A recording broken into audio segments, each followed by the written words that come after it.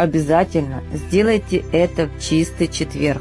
Это самый благоприятный день в году перед Пасхой. Чистый четверг мы избавляемся от всего негатива, который накопился за весь год в вашем доме.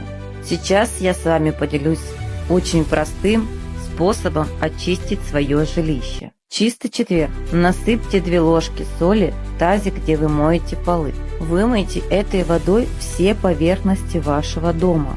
После того, как вы вымыли весь свой дом с соленой водой, возьмите лавровый лист и обкурите им весь дом по часовой стрелке, а в завершение насыпьте щепотку соли на порог вашего дома. Если вы сделаете все правильно, вы почувствуете в вашем доме очень светлую и теплую энергетику. В вашем доме будет царить покой и благополучие. Переходите на мой профиль, у меня очень много интересных видео.